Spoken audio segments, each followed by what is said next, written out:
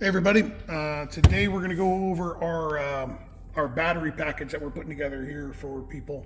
So we're a dealer for full spectrum power. I made a video on this exact battery, or the smaller version of this battery, a little while ago. These batteries are beasts. They are lithium. They are a little touch heavier than some of the other batteries on the market. This battery comes in right in the neighborhood of 14 pounds. But it has 2,000 cranking amps and a ton of reserve capacity. So when you start comparing these batteries versus some of the other batteries out on the market, you'll understand why the extra 5 pounds is actually worthwhile. So I recently switched to this battery in my personal car, and the reason being is that the other battery did not have the cranking amperage and the reserve capacity. So when it came to leaving the car, trying to cool down in between rounds, or running a whole bunch of stuff, key on, engine off, this was the smart move. Plus the car cranks over a heck of a lot faster now. So I think we picked up about 90 RPM of cranking speed, 80 or 90 RPM. So these are made right in Virginia. They're tested before they're sent out the door. They're charged before they sent out the door. Everything's all assembled right there in America. The battery's a beast. There's some cool features with this battery. Let's see here.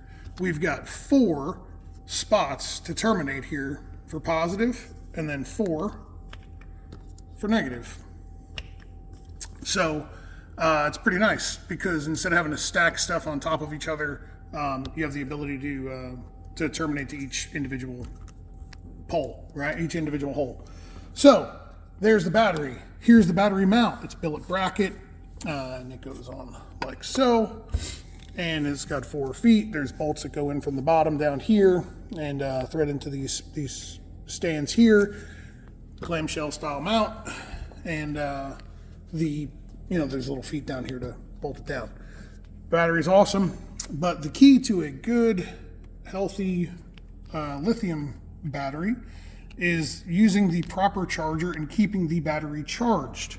So Full Spectrum Power deals with Optimate, right? So this is a battery charger, okay, but it's also a conditioner. So this is a very safe battery charger, and they're not as fast of a charger as like some of the big chargers from some of the other companies.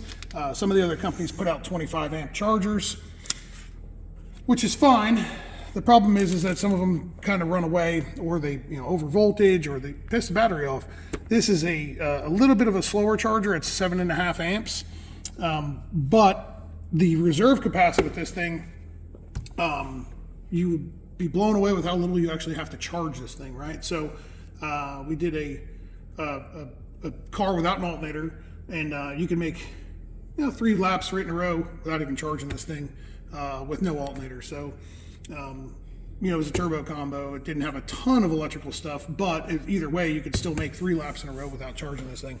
So the reason I say that is because yes, it is a 7.5 amp charger. It's a little bit, it takes a little bit longer to charge. The battery, if you get it up to 90%, it's still better. It still has more capacity than every other battery out there on the market. So this is the charger. The chargers come with little clamp-ons if you want to use them.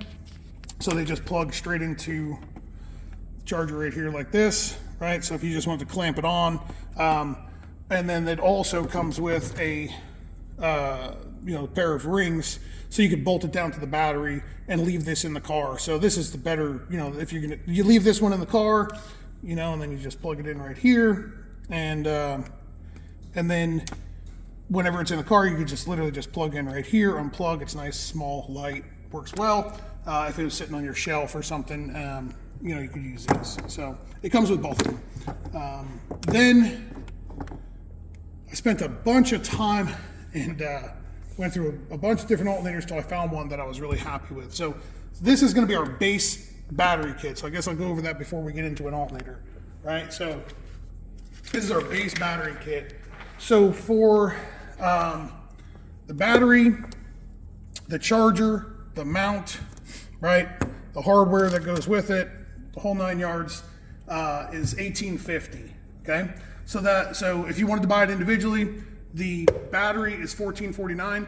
They offer two smaller batteries that have less reserve capacity. They're also less money.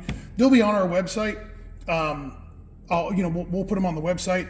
So we'll be able to make this base kit based around all of the batteries that we have. So anyway, the battery itself, $14.49. The charger is $189, and the bracket is $209. So the mount is $209.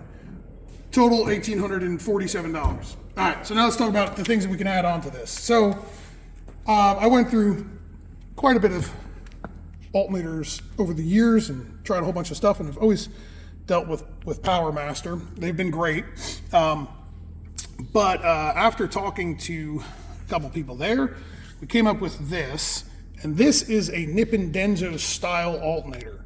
So I have a drag and drive car, and a lot of people are building street cars and drag and drive cars. And the problem with alternators typically is that you need some RPM to actually produce any output, right? So this here, they started doing for me. This was I told them what I wanted, and they were like, hey, we can make that happen. There's a Nippon Denso style alternator that puts out 140 amp at idle, okay? So the previous alternator that I was using was from Power Master, and it was fine, but that alternator only put out about 70 amps at idle. So when you're sitting in traffic, when you're just under, say, 2,500 RPM, it's not putting out nearly enough amperage to actually charge the battery and run your entire car. So this was the solution. 140 amp output at idle, 180 amp output at a higher RPM. So it's a one-wire configuration right here, and it's self-exciting, which means when you start the car, give it a little rev over, say, 1,500 RPM, and you'll see the voltage go from whatever battery was to 17.0, 17.2. This, or 17.5, depends on how much drain you actually have on your system. So this alternator is pre-configured, it's preset, there's no adjustment on the back of this, okay? It is preset at the correct voltage that this battery wants to see. So when you fire this thing up, you don't have to worry about screwing with voltage regulator on the back of this thing.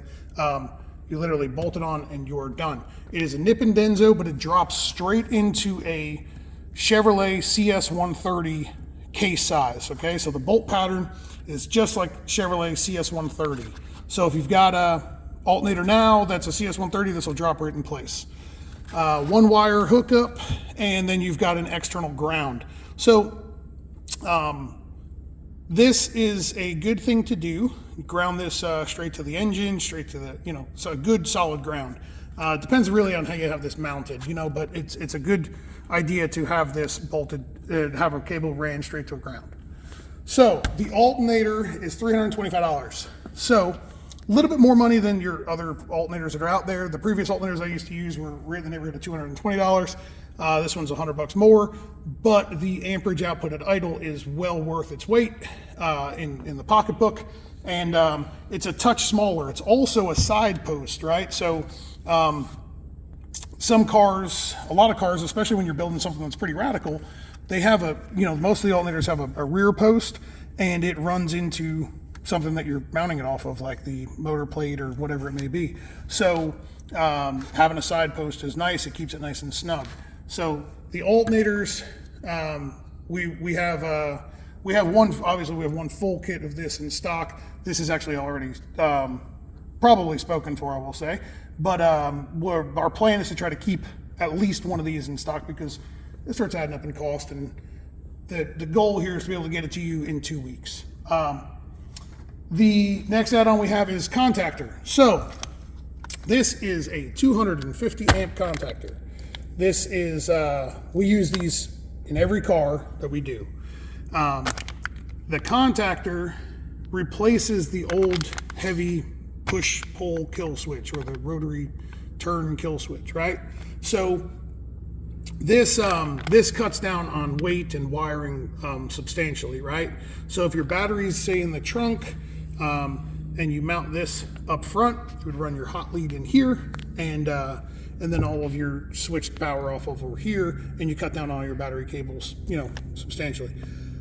You also gives you the ability to turn it on and off and kill the car from the inside the car and from the back bumper. So the contactors are $180.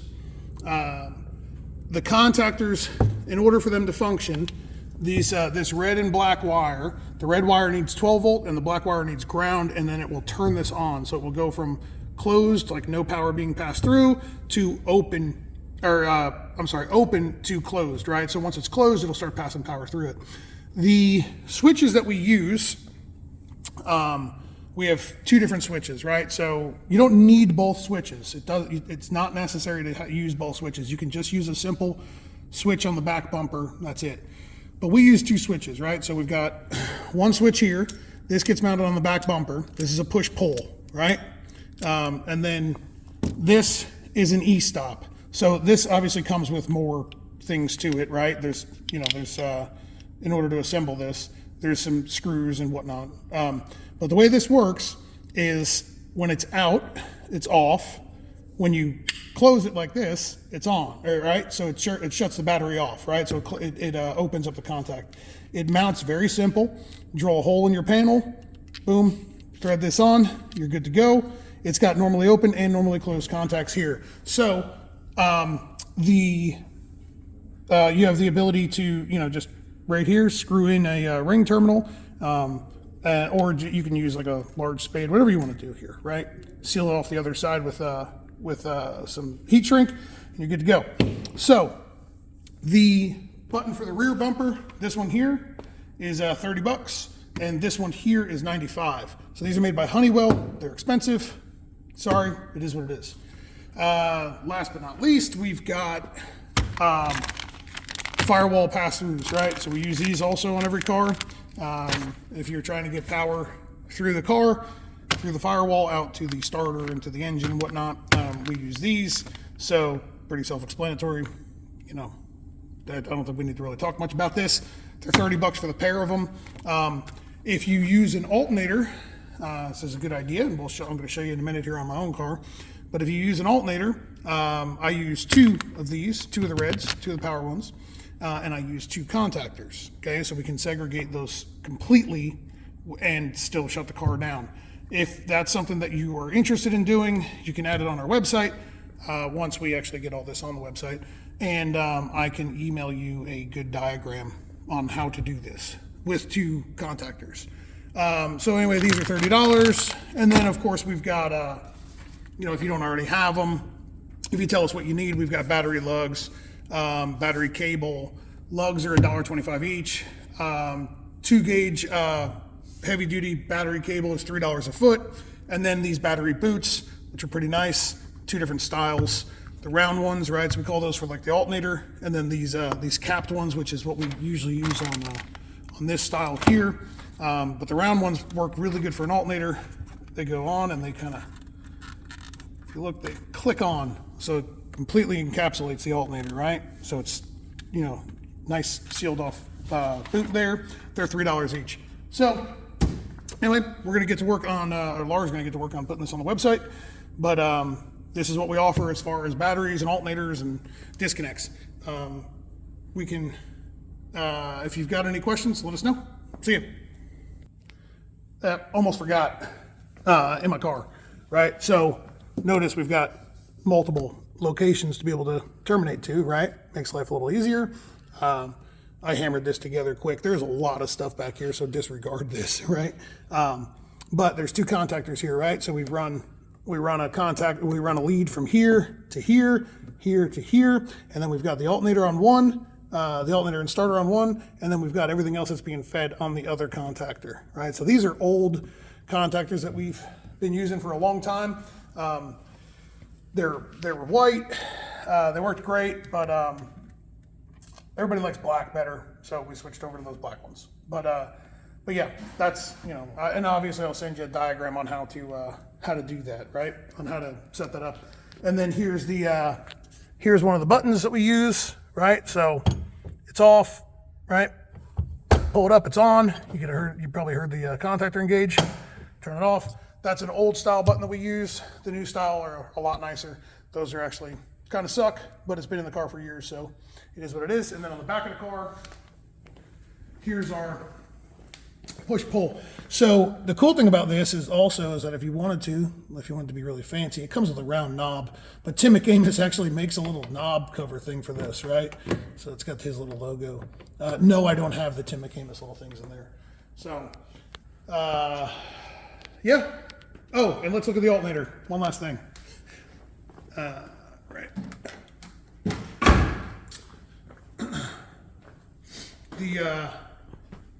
So there's an alternator. This is the same alternator, obviously. There's your battery boot. But this is, if you notice, this is why this was important, being able to put it on the side. There's not like you're ever going to run into a spot where real estate is scarce here, but it is typically always scarce off the back of the alternator, right? So if you had it off the back of the alternator, it would have been running straight into the motor plate. So, but yeah, that's her. Comes with a V-belt pulley. You can change it over to a 6-rib. If you need a 6-rib, when you order it, you can probably put that in the notes, and I'm sure I can get PowerMaster to swap them out for us. So, but yeah, that's what we got. Thanks for tuning in. See ya.